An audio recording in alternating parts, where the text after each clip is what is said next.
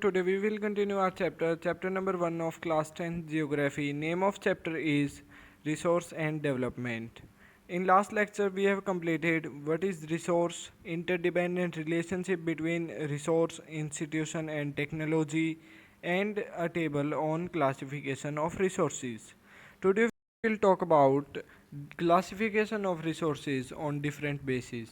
So first of all we will talk about on the basis of origin. On the basis of origin there are two type of resources. दो प्रकार के resources हैं, biotic और abiotic. Biotic resource कौन से होते हैं? जो कि बायोस्फीयर से हमें मिलते हैं और जिनके अंदर लाइफ होते हैं, यानी कि जीवित होते हैं. जीवित रिसोर्सेज को हम कहते हैं बायोटिक रिसोर्सेज. एग्जाम्पल है human being, flora and fauna, fisheries, life stock etcetera. उसके बाद में एबायोटिक. एबायोटिक कौन से होते हैं? जिनमें लाइफ नहीं होती, जो कि जीवित नहीं होते, जैसे कि कंपोज्ड ऑफ नॉन लिविंग, जो कि नॉन लिविंग थिंग से बने हुए होते हैं, जैसे कि rock and metal. So, we have done the division of environment on two factor, biotic and abiotic. Now we will talk on the basis of exhaustability. On the basis of exhaustability, there are two type of resources, renewable and non-renewable. So, first of all, we will talk about renewable resources. These are those resources which are renewable or replenishable resources which can be renewed or reproduced by physical change or mechanical processes. Example, solar and wind energy. Example, solar and wind energy, water, forest and wildlife, etc. Renewable resources may be further divided into continuous or flow resources. Example, wind and water. Renewable resources कौन से resources होते हैं? ये वो resources होते हैं जिसे हम रिप्रोड्यूस कर सकते हैं या रीन्यू कर सकते हैं. किसी भी कैसे भी कर सकते हैं हम वो, फिजिकल चेंज से, केमिकल चेंज से या फिर मैकेनिकल चेंज से. एग्जाम्पल क्या होगा रीन्यूएबल रिसोर्सेज का? एग्जाम्पल होगा wind energy, solar energy, forest, water, wild life etcetera. अब दो टाइप होते हैं रीन्यूएबल रिसोर्सेज के. रीन्यूएबल रिसोर्सेज के कौन से टाइप होते हैं? कंटिन्यूस और फ्लो. एक तो होता है कंटिन्यूस और एक होता है फ्लो. अब कंटिन्यूस रिसोर्सेज कौन से होते हैं? जो कि लगातार चलते जाएं, जैसे कि विंड. विंड कभी भी ख़त्म नहीं होगी. ऐसा तो है नहीं कि एक बार में एकदम सारी विंड ख़त्म हो जाएगी, या फिर जब हम रेस्पिरेशन के लिए एयर जो इनहेल करेंगे तब एकदम से एयर ख़त्म हो जाएगी. तो ये विंड एनर्जी या फिर सोलर एनर्जी ये होते हैं कंटिन्यूस रिसोर्सेज, रीन्यूएबल रिसोर्सेज. और जो फ्लो रिसोर्सेज कैसे कौन से होते हैं? जैसे कि फॉरेस्ट, वाइल्ड लाइफ. इनमें फॉरेस्ट में क्या होता है कि एक पेड़ हुआ, फिर उससे बीज बने, फिर और ज़्यादा पेड़ उगे, फिर उससे और बीज बने, और ऐसे ये फ्लो चलता जाता है. इसको कहते हैं हम flow resources. Now we will talk about non renewable resources. These are those resources which are formed over a sustainably long geological time. Example, minerals and fossil fuel. These can be subdivided into two parts: recyclable resources, example metal; non-recyclable resources, example fossil fuels, which cannot be recycled and get exhausted with their use. ये कौन से resource होते हैं? ये वो resource होते हैं जो कि बहुत ज़्यादा लंबी प्रोसेस होती है इनके बनने की. ये बहुत ज़्यादा लंबे जियोलॉजिकल टाइम में बनते हैं, यानी कि बहुत ज़्यादा टाइम लगता है इनको क्रिएट होने में.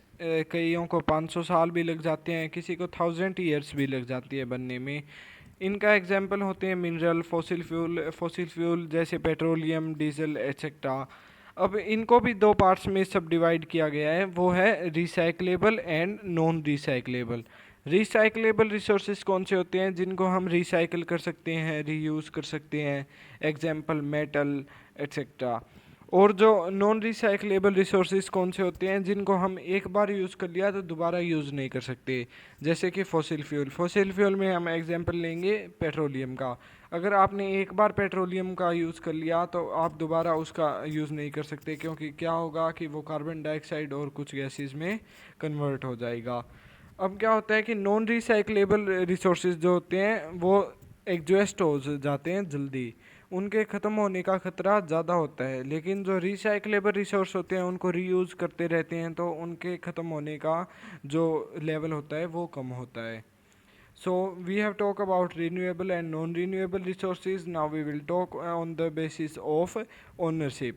On the basis of ownership, the resources are divided in four parts: individual resources, community-owned resources, national resources, and international resources. So first of all, we will talk about individual resources. Individual resources are resources that are owned privately by individual. Individual resources कौन से होते हैं? जो कि किसी एक individual के पास खुद के प्राइवेट प्रॉपर्टी हो किसी की, उसे हम इंडिविजुअल रिसोर्स कहते हैं. जैसे कि एग्जांपल होगा land owned by farmer allotted by government against the payment of revenue.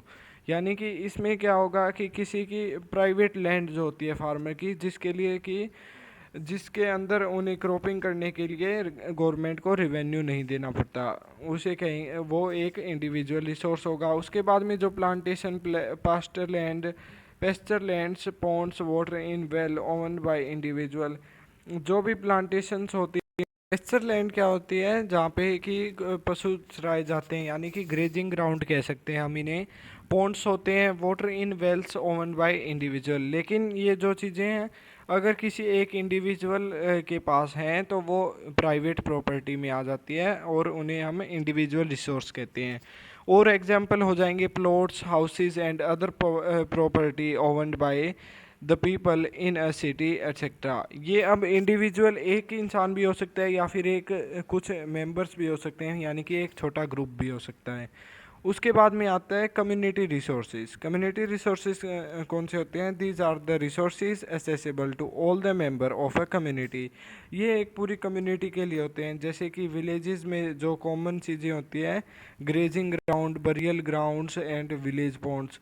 यानी कि जो भी ग्रेजिंग ग्राउंड या बरियल ग्राउंड होते हैं, कुछ तो एक प्राइवेट चीज़ें होती है. जैसे ग्रेजिंग ग्राउंड किसी के प्राइवेट लैंड पे हो तो वो हम इंडिविजुअल रिसोर्स में कहेंगे. लेकिन अगर किसी के जो ग्रेजिंग ग्राउंड्स है या फिर विलेज पॉन्ड्स है वो कम्युनिटी के हैं, पूरी कम्युनिटी के हैं, तो हम उन्हें कम्युनिटी रिसोर्स कहेंगे. वो किसी की प्राइवेट प्रॉपर्टी पे क्रिएटेड नहीं है. अब बरियल ग्राउंड्स क्या होते हैं? जो अंतिम संस्कार जहाँ पे होता है उसे बरियल ग्राउंड्स कहते हैं. उसके बाद में एग्जांपल रहेगा public parks, picnic spots and playgrounds in urban areas. अभी हमने बात करी थी विलेज एरिया में क्या क्या कम्युनिटी रिसोर्सेज होते हैं, और जब अर्बन एरिया की बात आई तो पब्लिक पार्क, पिकनिक स्पॉट्स और जो प्लेग्राउंड होते हैं वो कम्युनिटी रिसोर्सेज में आते हैं. Now we will talk about national resources. National resources are all the resources that belong to a nation. जो एक कंट्री, जो एक नेशन के रिसोर्सेज होते हैं उन्हें नेशनल रिसोर्सेज कहते हैं. इसमें एग्जांपल होगा roads, canal, railways, mineral, water resources, forest, wild life, land within the political boundaries, और terrestrial water and the resources within. अब इसमें टेरिस्ट्रियल वाटर जो नेम आया है वो क्या, इसका मीनिंग समझेंगे हम कि जो ये टर्म है टेरिस्ट्रियल वाटर, इसका क्या मीनिंग होता है. Terrestrial water refers to the oceanic area up to 12 nautical miles from the coast. The country has legal power to acquire even private property from public good for public good. Urban development authorities get empowered by the government to acquire land. अब इसमें एक चीज़ है कि ये 19.2 kilometre दीर्घ है. यहाँ पे ये 19.2 किलोमीटर नहीं है, ये है 22.2 किलोमीटर. 22.2 किलोमीटर.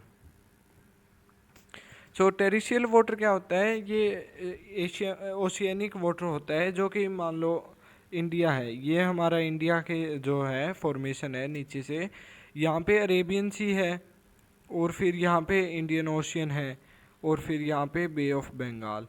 तो यहाँ पे जो 12 नॉटिकल माइल यानी कि 22.2 किलोमीटर तक का जो एरिया आगे, जो हमारी यहाँ पर जो बॉर्डर ख़त्म होती है हमारी, उसके बाद में इस एरिया में जो कि एरिया होता है 22.2 किलोमीटर, या फिर हम कह सकते हैं 12 नॉटिकल माइल, इधर जितने भी रिसोर्सेज हैं या फिर जितना भी वाटर है वो हमारा नेशनल रिसोर्स है होता है, ये हमारी कंट्री का वाटर है। हम यहाँ पे हमारे पास लीगल पावर है कि हम यहाँ पे प्राइवेट प्रॉपर्टी क्रिएट कर सकते हैं, जो इधर रिसोर्सेज मिलते हैं हम उनका यूज़ कर सकते हैं। और इससे क्या होता है कि अर्बन डेवलपमेंट को भी एक एम्पावरमेंट मिलती है। Authorities get empowered by the government to acquire the land. अब इसमें क्या होता है कि यूज़ भी कर सकते हैं जो उसमें एरिया वहाँ पे जो एक्सटेंडेड होता है उसमें जितने भी रिसोर्स मिलते हैं हम उनको यूज़ कर सकते हैं हमारे लिए। हम उधर प्लेटफॉर्म्स बना सकते हैं ट्रांसपोर्ट करने के लिए चीज़ों को। तो इसलिए ये जो टेरिस्ट्रियल वाटर होता है ये हमारी कंट्री के आगे जो 22.2 किलोमीटर का एरिया होता है उसके लिए कहा जाता है। ये टेरिस्ट्रियल ओशियन भी कहते हैं हम इस एरिया को, terrestrial oceanic area. Now we will talk about international resources कि इंटरनेशनल रिसोर्सेज क्या होती हैं।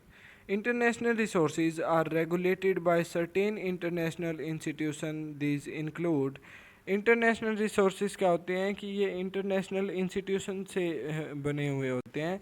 इनको रेगुलेट कौन करता है? International institutions.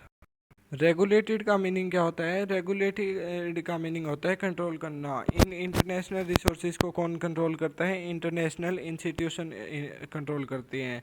और इंटरनेशनल जो ये रिसोर्सेज है इसमें क्या क्या इंक्लूड होता है? The oceanic resources beyond 200 kilometre of the exclusive economic zone which belong to the ocean and no individual country can utilise these without the concurrence of international resource.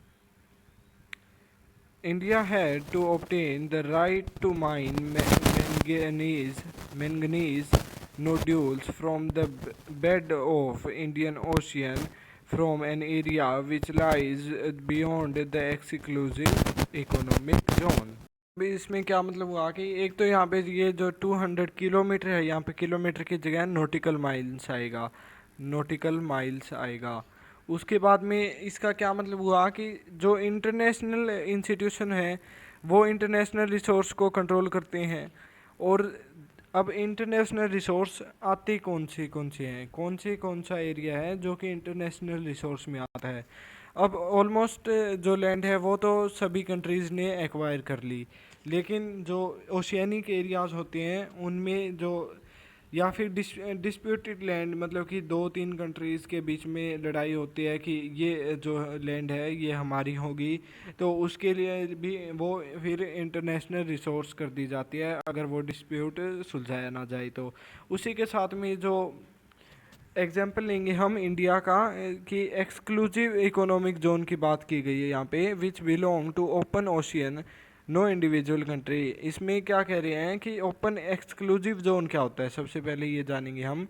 मान लो ये इंडिया का हो गया जो फॉर्मेशन है नीचे से, इधर फिर से Arabian sea, bay of Bengal and Indian ocean आ गया। तो अब इसमें क्या होगा कि 12 नॉटिकल माइल्स तक तो हमारा था। ये इसका क्या नाम था? इसका नाम था टेरिशियल वाटर। अब ये जो टेरिशियल वाटर हो जाएगा इतने के बाद में फिर हम लेते हैं 200 नॉटिकल माइल्स। यहाँ से क्या करेंगे हम? 200 नॉटिकल माइल्स और चलेंगे। ओशियन में जब हम 200 नॉटिकल माइल्स चलेंगे तो यहाँ तक के एरिया को भी हम यूज़ कर सकते हैं, लेकिन इसमें क्या होगा कि हमें परमिशन की ज़रूरत होगी। और इसके आगे का जो एरिया होगा, जो कि हर कंट्री के लिए ऐसे ही होता है कि 200 नॉटिकल माइल्स के बाद में जो एरिया होगा वो इंटरनेशनल रिसोर्स में आएगा। और अब इंटरनेशनल रिसोर्स में आएगा तो वो किसका होगा? वो यूनाइटेड स्टेट्स का होगा। अब इसमें क्या होता है कि एक्सक्लूसिव जोन समझ आ गया आपको कि यहाँ से जो 200 नॉटिकल माइल्स तक जो एरिया होता है उसे एक्सक्लूसिव जोन कहते हैं। उसे हम यूज़ कर सकते हैं लेकिन वी नीड परमिशन। अब किसकी परमिशन चाहिए? यूनाइटेड स्टेट्स की परमिशन चाहिए। यूनाइटेड स्टेट्स की नहीं, जो भी नेबरिंग कंट्रीज़ हैं हमारे आसपास तो उनके साथ हम एक कोऑर्डिनेशन बना के यूज़ कर सकते हैं। उसके बाद में जो 200 नॉटिकल माइल्स के आगे का जो एरिया होता है उस पे किसी की भी प्रॉपर्टी, किसी की भी कंट्री की प्रॉपर्टी नहीं होती, वो इंटरनेशनल रिसोर्स में होता है और उसे हम बिना किसी की परमिशन के, बिना यूनाइटेड स्टेट की परमिशन के यूज़ भी नहीं कर सकते। अब एक एग्जांपल दिया है, India had to obtain the right to mine manganese nodules from the bed of Indian Ocean. अब ये एग्जांपल है एक्सक्लूसिव जोन का। जब इंडिया क्या करता है कि ये इंडिया है और यहाँ पे जो 200 नॉटिकल माइल्स तक जो एरिया है यहाँ पे है मैंगनीज नोड्यूल्स। इन मैंगनीज नोड्यूल को एक्सट्रैक्ट करने के लिए इंडिया परमिशन लेता है पहले और फिर इनको एक्सट्रैक्ट भी करता है। तो ये क्या हो गया, एक्सक्लूसिव इकोनॉमिक जोन से एक्सट्रैक्ट किए जाते हैं मैंगनीज नोड्यूल्स। लेकिन इनको एक्सट्रैक्ट तो करते हैं लेकिन इसमें हमें क्या ज़रूरत है, इसमें हमें राइट की ज़रूरत है, परमिशन की ज़रूरत है। So that's all about international resources. Now we will talk about on the basis of development. On the basis of development, resources are divided into four parts: potential resource, developed resource, stock and reserves. So first of all, we talk about potential resources. Potential resources कौन से होते हैं? Potential resources are the resources found in a region which have not been utilized. Example: wind and solar energy. Developed potential energy in the wind and solar energy development, solar energy development potential in the states of Gujarat and Rajasthan. Potential resources का meaning होता है कि ये वो resources हैं जिन्हें utilise नहीं किया गया है पूरा। मतलब कि इनको यूटिलाइज कर तो रहे हैं लेकिन फुल कैपेसिटी यूटिलाइज नहीं हो रही है इनकी। मान लो कि इनके पास 100 की कैपेसिटी है लेकिन हम यूज़ कर रहे हैं तो 30 कर रहे हैं या फिर 40 ही कर रहे हैं और बची हुई कैपेसिटी वेस्ट जा रही है। तो इसी को कहते हैं हम पोटेंशियल रिसोर्स। एग्जांपल लेंगे हम इसका, wind and solar energy in Gujarat and Rajasthan. अब विंड एंड सोलर एनर्जी क्या है, राजस्थान और गुजरात में बहुत ज़्यादा है लेकिन इसका यूज़ बहुत कम हो रहा है। अब तो फिर भी हाउसेस में, फैक्ट्रीज़ में यूज़ करने लग गए हैं हम सोलर एनर्जी का। लेकिन क्या हो रहा है कि जो पूरी सोलर एनर्जी है उसका यूज़ नहीं हो रहा। कैपेसिटी तो बहुत ज़्यादा है सोलर एनर्जी की लेकिन जो यूटिलाइजेशन है बहुत ज़्यादा कम है। वैसे ही जो विंड एनर्जी है उसकी भी बहुत ज़्यादा कैपेसिटी है लेकिन यूटिलाइजेशन कम है। तो ऐसे चीज़ों को, ऐसे जो रिसोर्सेज होते हैं उनको हम कहते हैं पोटेंशियल रिसोर्सेज, जिनकी कैपेसिटी बहुत ज़्यादा है, पोटेंशियल बहुत ज़्यादा है उनमें लेकिन यूज़ कम है, यूज़ कम किया जा रहा है। उसके बाद में आते हैं डेवलप्ड रिसोर्स। डेवलप्ड रिसोर्स कौन से होते हैं? These are the resources that have been surveyed and determined for utilisation both qualitatively and quantitatively. The development of resources depend on technology and the level of their feasibility. और developed resources कौन से होते हैं? वो resources जिनकी जो quality, quantity, सब चीज़ों के बारे में हमें पता लग गया है। इनके कहाँ यूज़ कर सकते हैं हम, टेक्नोलॉजी की हम कैसे इनको एक्सट्रैक्ट कर सकते हैं, हमें इस जो रिसोर्सेज का पूरा बायोडेटा पता लग गया है कि हम कैसे यूज़ करेंगे, कैसे इसको एक्सट्रैक्ट करेंगे, क्या इसकी क्वालिटी है, कितनी इसकी क्वांटिटी है, हर चीज़ के बारे में हमें पता लग गया है और हम इसको यूज़ भी कर रहे हैं। तो वो हो गए डेवलप्ड रिसोर्सेज। अब इसके बाद में हम बात करेंगे स्टॉक की। Stock refers to the material in the environment which have the potential to satisfy human need but human beings do not have the appropriate technology to access these. Example: water is a compound of two inflammable gases, hydrogen and oxygen, which could be used as a rich source of energy if we had the required technology know-how. Hence, it can be considered as a stock.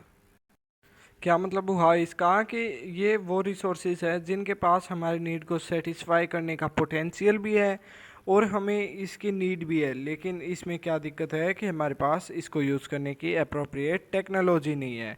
अब क्या difference है stock में और potential resources में कि potential resource एक table के form में हम देखते हैं कि पोटेंशियल रिसोर्स और स्टॉक।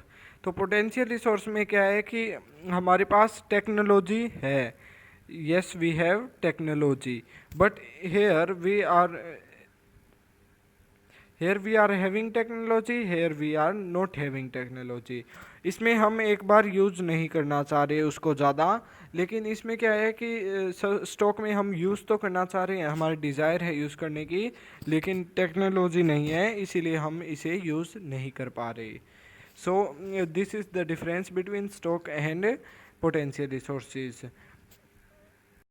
अब इसका एग्जाम्पल क्या होगा, इसका एग्जाम्पल होगा वाटर। वाटर में क्या है कि ये दो कंपाउंड से बना हुआ है, हाइड्रोजन और ऑक्सीजन। तो हम अगर हमें पता लग जाए कि हम वाटर को कैसे H2O को कैसे डिवाइड कर सकते हैं, ब्रेक डाउन कर सकते हैं और कैसे ऐड कर सकते हैं, दोनों अगर फॉर्मूलाज हमें पता लग जाए तो हम यूज़ कर सकते हैं इस स्टॉक का। इसीलिए ये स्टॉक है, हमें नीड भी है, वी आर डूइंग रिसर्च हो रही है इस पे कि कैसे हम इन दोनों कंपाउंड का यूज़ कर सकते हैं। लेकिन क्या है कि हमारे पास अप्रोप्रिएट टेक्नोलॉजी मिली नहीं है अभी तक। तो ये क्या होगा, स्टॉक होगा। हमारी डिज़ायर है इसे यूज़ करने की, बट अप्रोप्रिएट टेक्नोलॉजी नहीं है। After that, reserves. Reserves are the subset of the stock which are yet to be put into use with the help of existing technical know-how. They can be used for meeting future requirements. Example, river water can be used for generating hydroelectric power, but presently it is being utilized only to a limited extent. Thus, the water in the dam is a reserve which can be used in the future। अब इसका क्या मतलब हुआ, reserves क्या होते हैं, reserves भी एक कैटेगरी है, स्टॉक की एक कैटेगरी है, सबसेट है, जिसे कि यूज़ में डालना अभी तक रहता है। इसे भी यूज़ में हम ज़्यादा नहीं कर रहे, टेक्नोलॉजी है इसके बारे में कि कैसे हम इसको यूज़ कर सकते हैं, लेकिन हम इसको फ्यूचर जनरेशन के लिए, फ्यूचर रिक्वायरमेंट के लिए सेव कर रहे हैं। अभी एक बार इसको यूज़ नहीं कर रहे हैं, मतलब कि ज़्यादा। फॉर एग्ज़ाम्पल, जो रिवर वाटर होता है उसमें हाइड्रोलाइटिक जो पावर जनरेट करने की पावर होती है, हाइड्रोलाइटिक एनर्जी हम जनरेट कर सकते हैं रिवर वाटर से, बट इसका प्रेजेंटली कोई भी यूज़ नहीं किया जा रहा। इट इज़ बीइंग यूटिलाइज्ड, कोई भी ज़्यादा यूज़ नहीं किया जा रहा। ये यूज़ तो हो रही है लेकिन बहुत कम लिमिटेड एक्सटेंट में हो रही है, और इसके पास भी पोटेंशियल थोड़ा और भी ज़्यादा है। Thus, the water in dams is a reserve which can be used in future। इसके साथ ही क्या, इससे क्या है कि जो वाटर डैम्स में है वो बाद में फ्यूचर के लिए यूज किया जा सकता है। अब क्या हुआ कि ये रिजर्व्स भी अब तो पोटेंशियल से सेम लग रही होंगी आपको, कि पोटेंशियल रिजर्व और स्टॉक एकदम सेम लगते हैं। तो हमने डिफरेंस पोटेंशियल और स्टॉक का पहले। अब हम बात करेंगे तीनों के डिफरेंस की। यहाँ पर करेंगे हम पोटेंशियल, पोटेंशियल के बाद में स्टॉक और स्टॉक के बाद में रिजर्व्स। अब इसमें क्या डिफरेंस होगा, सबसे पहला डिफरेंस होगा कि पोटेंशियल में हम क्या यूज़ करना चाहते हैं, हम पोटेंशियल रिसोर्सेज को, yes we want to use. Stock में क्या हम चाहते हैं, हाँ स्टॉक में भी हम यूज़ करना चाहते हैं, लेकिन रिजर्व में हम इन्हें यूज़ नहीं करना चाहते। इसमें हम इन्हें फ्यूचर के लिए रखना चाहते हैं, फ्यूचर के लिए हम रखना चाहते हैं इसको। उसके बाद में सेकंड चीज़ है कि पोटेंशियल में क्या हमारे पास यूज़ करने के लिए टेक्नोलॉजी है, हाँ टेक्नोलॉजी भी है हमारे पास। तो अब इसमें टेक्नोलॉजी है, स्टॉक में क्या है कि स्टॉक में हमारे पास टेक्नोलॉजी है, नहीं हमारे पास स्टॉक में टेक्नोलॉजी नहीं है। रिजर्व में टेक्नोलॉजी तो है लेकिन पूरे बड़े लेवल पे यूज़ करने की टेक्नोलॉजी नहीं है।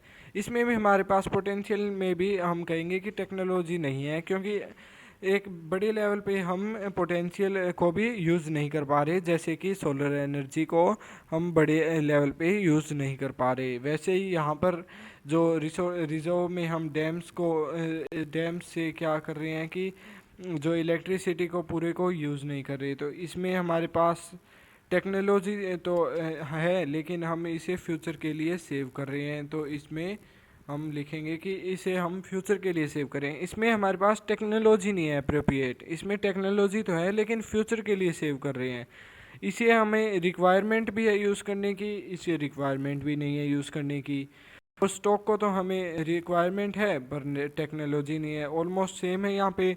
अब इसके बाद में क्या है कि पोटेंशियल में, अब इसमें अभी हमने क्या बात की कि पोटेंशियल को हम क्या है, टेक्नोलॉजी तो है हमारे पास पोटेंशियल की, लेकिन हम उसे पूरे यूज़ नहीं कर, पोटेंशियल नहीं है, रिक्वायरमेंट है यूज़ करने की, ना ही तो हमारे पास पोटेंशियल उसे यूज़ करने का, मतलब कि रिक्वायरमेंट है, हमें नीड है यूज़ करने की, पर टेक्नोलॉजी नहीं है तो हम इसे यूज़ नहीं कर पा रहे। तो अब इसके बाद में स्टॉक के पास भी हमें रिक्वायरमेंट है यूज़ करने की, पर टेक्नोलॉजी नहीं है, इसीलिए हम यूज़ नहीं कर पा रहे। अब इसके बाद में लेकिन इसे यूज़ कर रहे हैं हम शॉर्ट लेवल पे, इसे बिल्कुल भी यूज़ नहीं कर पा रहे। इसके बाद में जो रिजर्व्स है, इनमें क्या है कि हमें नीड ही नहीं है एक बार यूज़ करने की ने, फ्यूचर के लिए हमने सेव कर रखा है, फ्यूचर के लिए सेव कर रखा है। तो क्या है कि हमने इनके लिए टेक्नोलॉजी भी है हमारे पास, लेकिन उस टेक्नोलॉजी का ज़्यादा प्रयोग हम कर नहीं रहे, क्योंकि फ्यूचर के लिए सेव कर रखा है, तो हम इसमें तो ज़्यादा बात ही नहीं करेंगे। इसमें फ्यूचर के लिए सेव है तो ये अलग हो गया एक। इसमें पोटेंशियल में क्या है कि हमारे पास एनर्जी कैपेसिटी है उस में, हाँ इसमें कैपेसिटी है पोटेंशियल में, लेकिन हमारे पास इतनी कैपेसिटी नहीं है कि हम इसे यूज़ करें। इसमें ये स्टॉक है, इसमें तो हम यूज़ कर ही नहीं पा रहे बिल्कुल भी, इसमें कुछ परसेंटेज यूज़ कर पा रहे हैं हम, इसमें बिल्कुल भी नहीं कर पा रहे। सिर्फ इसमें लैब्स में हम थोड़ा बहुत H2O को अलग कर लेते हैं, वैसे एग्जांपल ले सकते हैं, लेकिन इसमें बिल्कुल नहीं कर पा रहे, इसमें कुछ परसेंटेज कर पा रहे हैं और इसको हम करना नहीं चाहते। That's the old difference between the three potential, stock and reserve. Potential, stock and reserve. That's all today. We will continue our lecture in next video. Thank you and have a nice day.